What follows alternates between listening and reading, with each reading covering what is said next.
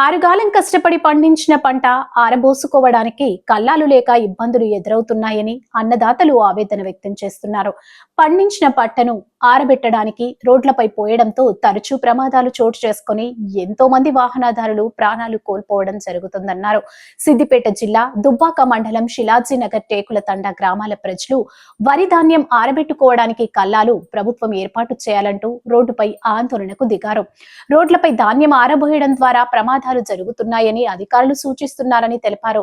ధాన్యం ఆరబెట్టుకోవడానికి ప్రభుత్వం కల్లాలను ఏర్పాటు చేస్తే రోడ్లపైన ధాన్యం ఆరబోసే పరిస్థితి ఉండదన్నారు. ఇప్పటికైనా అధికారులు స్పందించి ధాన్యం ఆరబెట్టుకోవడానికి కల్లాలను ఏర్పాటు చేయాలని డిమాండ్ చేశారు.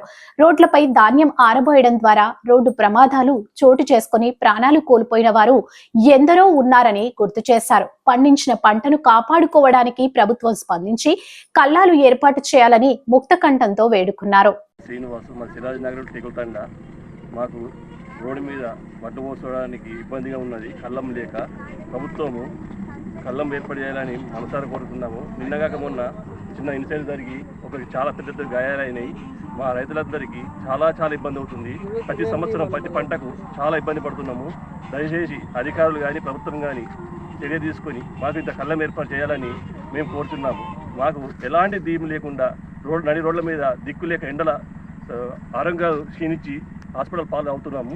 దయచేసి మాకు ఇంత కళ్ళం ఏర్పాటు చేయాలని అధికారులకు ప్రభుత్వానికి కోరుకుంటున్నాము. నమస్తే అండి, నా పేరు భాస్కర్. శిలాజీనగర్ గ్రామం మరి. మాకు వచ్చేసి విలేజ్ నుంచి వడ్లు ఎండవేసుకోవాలంటే మాకు బాగా ఇబ్బంది అవుతుంది. ఏదైనా ప్రాబ్లం అయితే మొన్న రీసెంట్గా ఒకటి యాక్సిడెంట్ అయింది, ఆటో బోల్తా పడ్డది. అదంతా మాకే భయం అవుతుంది, మా మీద పడుతుంది, మనం మాకే భయం అవుతుంది. మేము ప్రభుత్వం కోరుకునేది ఒకటే, మాకు ఇంటింటికి కల్లాలు ఏర్పాటు చేయాలని మేము ఒకటి ప్రభుత్వాన్ని కోరుకుంటున్నాము. మాకు కంపల్సరీ ఏర్పాటు చేయాలి సార్. మా దాంట్లో మేము రోడ్డు మీద రాకుండా మేము అటు నుంచి అటే మేము తండలా అటే ఎండ పెట్టుకుంటాము, అటు నుంచి అటే కాంట పెట్టుకుంటామని ప్రభుత్వాన్ని కోరుకుంటున్నాం.